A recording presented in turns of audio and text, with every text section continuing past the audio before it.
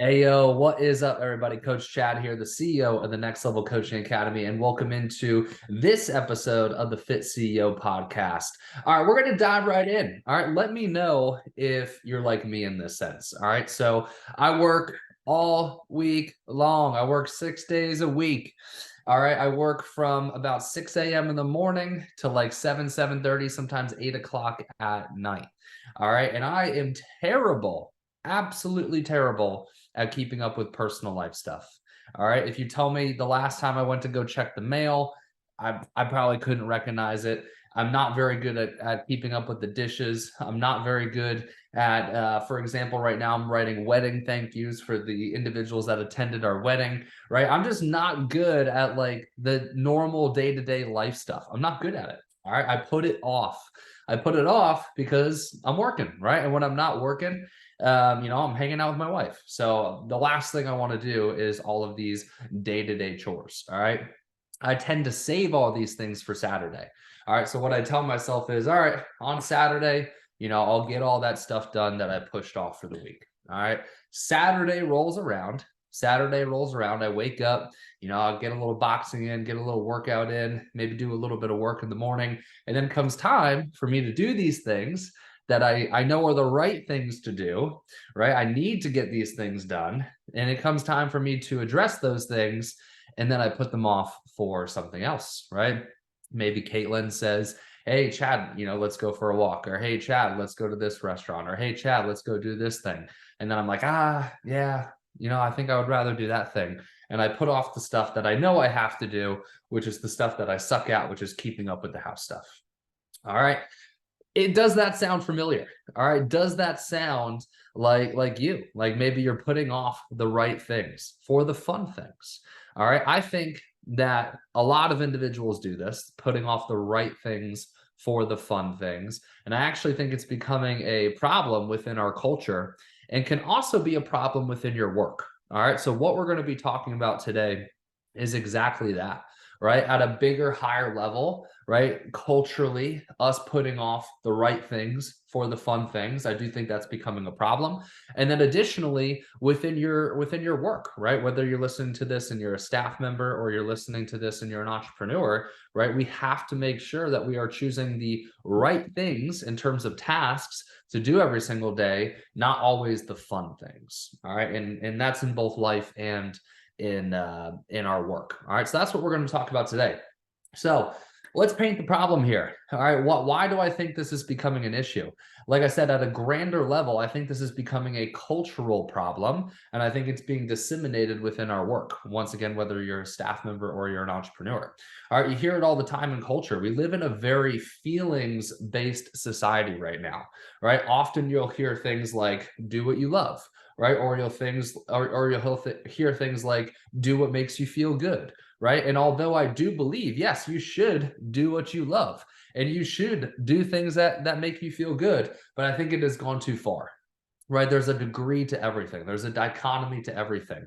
And I feel like in our society right now, we have become more about feelings than we have about discipline and logic. And I feel like we're taking the do what you love to the 10th degree where we're ignoring anything that we would say, oh, we don't like doing that, or oh, I don't like doing that. And that's a problem, right? Because even if you love to do something, if you're going to be good at it, you're going to have to do things that you don't like to do. All right. You're not always going to be able to do things that make you feel good and also be successful. All right. Those don't live in the same sentence. Doing things that make you feel good all the time and being successful do not live within the same sentence. All right. So I think a lot of individuals are choosing fun tasks over the right tasks, and it's holding them back in their careers. It's holding them back in their businesses, and it's holding them back in their own personal fulfillment. All right. And we'll dive into that today. But that's the problem. I think this is a higher level cultural issue. All right. And the issue here with giving the illusion that our lives should always feel good, which is what's happening in culture right now, right? Everybody thinks that their lives should always feel good. And anytime they're faced with any adversity in their life, they're labeling it, right? They're labeling it. Well, I have this, I have that. This is the reason why that isn't good. And I truly do believe that's a cultural issue. And I think that's a reason why, There's a lot more reports of depression now, right? There's a lot more people overweight due to only doing what makes them feel good, right? Exercise isn't fun, so they avoid that, right? Eating healthy isn't fun, so they avoid that, right? Which is why a lot more individuals are overweight right now, right? People have a lot less money. The divide between rich and poor is bigger than it's ever been, right? The middle class is getting faded out. And the reason that people have a lot less money is because they're doing only what makes them feel good, right? If you focus only on the things that make you feel good and you avoid anything that gives you any adversity or challenge or stress, you ain't making money, right? You ain't making money. All right. There's also an increase in drug and alcohol use, right? Because people are chasing the feeling of feeling good because we've created this illusion in our society that we should always be happy. We should always feel good. There should never be a problem in your life, right? That's the marketing that is going on in the world right now, right? So people, when they don't feel good, they're seeking alcohol, they're seeking drugs to replace that feeling of not feeling good with feeling good, right? So increased use in drug and alcohol. All right. And lastly, people constantly seeking happiness, right? Once again, that's the big thing that we're talking about today is people are living their lives day to day and they're constantly seeking happiness. And with any sign of adversity, they're labeling it as something, right? I have this disorder, I have that disorder, I have this anxiety, I have that depression, right? When, the big question is, why do we always have to be happy, right? Why do we always have to be happy? Now, I'm talking from personal experience here. All right, between the ages of 18 to 22, I fell for this marketing, right? I fell for the I need to always feel good marketing. And any time that I had anxiety or any time that I had stress or any time that I had any of that, and getting vulnerable with you guys here, I labeled myself with lots of different mental disorders that I actually didn't have. I labeled myself with bipolar. I labeled myself with schizophrenia. I labeled myself with multiple personality disorder. And this was just because I was living a normal human existence. I was living a normal human existence. And, as a normal human, you have ups, you have downs, you have stress, you have anxiety. And I didn't know what those feelings were. I didn't know how to cope with those feelings. So I self-labeled myself as having this disorders. But well, the reason I'm, happy one day and sad the other day is because I have bipolar disorder, right? The reason that I have these weird thoughts is because I'm schizophrenic, right? The reason that I, change so much on a weekly or monthly basis is I have multiple personality disorder, right? But really, I was just a normal ass human being. And between the ages of 18 to 22, I went to multiple psychiatrists. I went to multiple therapists. And the big question that I went in there to ask was, what is wrong with me?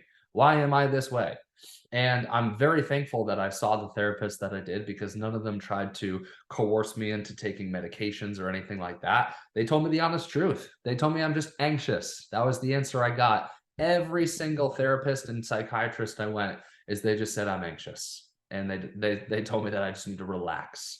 All right. So by the age of 22, that's when I really started to get things going in my business. I started my online fitness coaching business at 19. Things really started to happen around that age of 22. The following year, when I was 23, is when I was able to move out of my parents' basement and go to Austin, Texas. And entrepreneurship, I would say, really honestly saved that part of me because what I learned through entrepreneurship is that things are going to be tough more than they're going to be great. You're going to have more lows than you're going to have highs. You're going to have more challenges than you're going to have great days. And entrepreneurship really showed me what it means to have a normal human existence, which is, yeah, life is hard and it's not always going to be happy. And the times that things are happy or at the highest level, they're short and they're short-lived.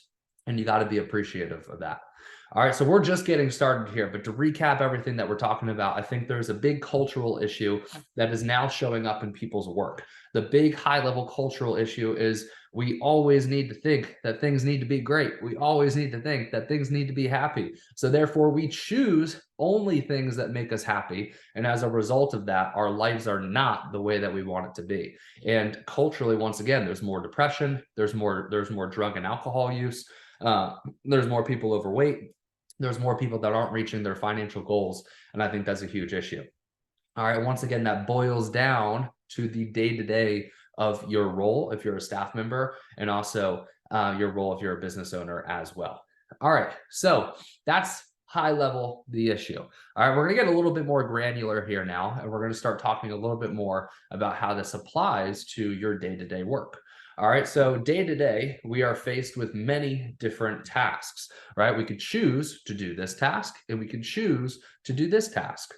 All right, for the sake of this video, I'm going to label these tasks as two different things. All right, you have the right task and you have the fun task. All right, the right task would be labeled as the one that moves the needle the most, the one that has the greatest leverage. All right, it doesn't, you may love it, you may not love it, right? Feelings are unattached to the right task, right? And feelings should not be attached to the right task, because at the end of the day, the right task, the one that you should be choosing to do, is the one that moves the needle, moves the needle the most in your role or in your business, right? And it doesn't care about feelings. It doesn't care if you love it. It doesn't care if you don't love it. All right. It's just what's going to create the most progress. That's the right task. All right. The fun task is the one that we attach emotion to, right? The fun task is the one that we say, I love that task. That task makes me happy. That task makes me excited. I'm passionate about that task. All right. So we are faced every single day with right tasks, ones that move the business forward, and fun tasks, the ones that we enjoy to do. All right. So here's the thing. The fun tasks have a lot of temptation. All right. Most times the fun tasks offer instant gratification, right? Usually they don't take very long. They're usually not week-long projects or month-long projects or year-long projects, right? Usually the fun tasks are the ones that don't take that long. We can fire off and we can complete them pretty quickly, maybe within the hour, maybe within minutes, maybe within the day, right? They usually offer instant gratification, which is why we label them as fun, because we get the reward of completing it and we get the dopamine hit, right? And the dopamine hit is our pleasure center in our brain. So these fun tasks, they trick you, they lull you in because they give you that false sense of accomplishment. But really, when we pull back and look at things, what did we actually accomplish? Yes, we checked off the box, but did it really move the needle forward? All right. So the other thing with fun tasks here is they seem easier or more appealing in the moment, right? So when we look at our list of to-dos for the day, right, these are the ones that stand out, that seem easier for you to complete, all right? And because they're easier for you to complete, they're more appealing for you in the moment.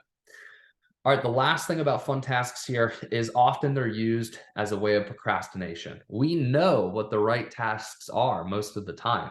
And that's the funny thing. It's very intuitive that we know the ones that we should be doing. All right, I fall suit to this all the time. When I look at my task list, when I look at my mission list, I say, yep, those are the tasks. I know for fact those are the tasks that I need to do. But you see the pretty tasks, the pretty girl in the red dress tasks, and you're like, shit, maybe I should just get these ones done first, right? They lull you in to a false sense of accomplishment, but really they're not actually moving the needle. They're just checking off the boxes in your brain. All right, so what's the problem with fun tasks? All right, they offer instant gratification. They seem easier and more appealing in the moment, and often they're used as a way to procrastinate. All right, here's the impact of choosing the fun tasks over the right tasks. All right, if you continuously choose the fun tasks over the right tasks, you're probably not going to meet your targets and deadlines, right? Which once again is going to bite you in the ass in your job, or if you're a business owner in your business. All right, number two, often they reduce productivity and effectiveness, right? So they actually truly make you less productive when we're looking at moving the needle forward, not viewing productivity as checking the boxes, but productivity as being effective, moving the needle forward. All right, number three, the bigger picture gets lost and delayed, right? So you actually don't move closer on your ultimate vision for your career and your business. And then lastly, there's increased stress when the right task inevitably becomes urgent. And that's the issue. We're pushing off the right task, but eventually that right task is going to have a deadline. And when that deadline becomes urgent, there's going to be a lot more stress because you haven't actually moved the needle forward, right? I did that shit in school all the time. I pushed off the projects, I pushed off the homework. And that's probably why I was a C student, D student, probably a C student at best. All right, so that's the impact of choosing the fun task over the right task. All right, here are the rewards of prioritizing the right task. All right. So when we prioritize the right task, when we choose the one that we know we need to do, but it may not be the one that we like, right? Once again, we got to remove emotion from that. And we just got to ask ourselves, what's actually going to move me farther in my career? What's actually going to move me farther in the business? All right. The benefits of that, all right, is achieving bigger goals and milestones. So what you'll notice is you'll start achieving bigger goals, and you'll actually start achieving them a lot quicker, which is the funny part, right? When we focus on the right task, we actually achieve our goals quicker. We shorten the timeline, even though it's the thing that we want to push out the most. All right. So we achieve bigger goals and milestones. Number two, we experience genuine satisfaction and accomplishment. And that's the biggest thing, right? It's the hard things in life, the things that we don't want to do that actually give us genuine satisfaction and accomplishment. All right. And that's the funny part about coming back and viewing this culturally. That's the funny part about this only do things that make you feel good movement, because the way that we're interpreting that right now is the things that we like to do, the things that we have attached positive emotions to. But really, it's the things that we don't want to do. It's the things that we have negative emotions on that actually, in return, when we complete those things, give us the most satisfaction and the most accomplishment. All right. And there's scientific studies and scientific facts to back that. All right. Number three, we create a domino effect, right? One right task can set the tone for the day or the week, right? So if you on Monday or every morning accomplish one right task, the one that you don't want to do, but you do it anyways, you do that on a Monday, or you do that every morning, right? You're creating a domino effect of finishing all the other right tasks that are after that. All right. And then lastly, professional growth and recognition. All right. What do we all want most in our careers? We want growth, and we want to be recognized for our growth. Well, the fast track to not getting recognized is only focusing on the things that are fun. All right. The fast track to getting recognized and growing is focused on the things that we don't want to do, but know that we need to do, the right tasks. All right. So what we're going to talk about next is some mindset shifts. All right. So maybe as I've gone through this, you've recognized for yourself that, heck, maybe I fall suit to focusing more on fun tasks than right tasks. Maybe I do have this problem. All right, so now for the rest of the video, we're going to focus on shifting that. All right, so we're going to get more practical. We're going to get more strategic. We're going to start with mindset, so changing the mindset around this, and then we'll go over some actual practical strategies to help you get better at this. Okay, so number one, the first question I have in terms of breaking the mindset barrier here is, why does work have to feel a certain way? All right, we've talked about this a lot, right? Do the thing you love, do the thing you're passionate about, right? Only focus on tasks that you enjoy. My question, and the big overarching question, I want you to really seriously think about this, is why does work have to feel a certain way? Right? So let's look back like at all the amazing things that have happened in the world over history, right? Building the pyramids, right? Literally human evolution, right? All the crazy shit that's happened. Do you think those individuals said, you know, I'm going to choose this because it feels good? No, they said, I'm going to choose this because I know I need to do it, right? So my big question once again is, why does work have to feel a certain way? Why do we have to measure our work around feeling? Right? At the end of the day, the definition of work is production, right? There's no feeling that's in the definition of work, right? The only definition of work is production. All right. The next one here is chasing feeling good actually going to make you feel good? All right. And I really want you to question that. If I continue to chase feeling good, is that actually going to make me feel good? No, it's going to make you feel good for 5 minutes, right? When you complete the task, but you know later on, I ain't feeling good, right? Like, this is the most obvious example of this is fitness, right? You have the cheat meal, or maybe not even the cheat meal, right? Let's say you go off your diet, right? You're at dinner, you see that there's, you know, a margarita, maybe there's a food that you like on the menu, and you're like, fuck, I want that, right? And you know you shouldn't have it because it takes you off your plan, but you choose to have it anyways. Right? In the moment, feels great. Tastes amazing. Holy shit, this is the best thing. I'm so happy I got this, right? But the next morning, when you step on the scale and you see that you're up 3 to 4 pounds, what's the initial thing that we feel? Regret, right? Why did I do that? Fuck. I knew I shouldn't have done that. Right? And that's our body, or that's our mind and our conscious saying, yeah, you fell off your plan, right? You fell off your plan. You got to get back on your plan.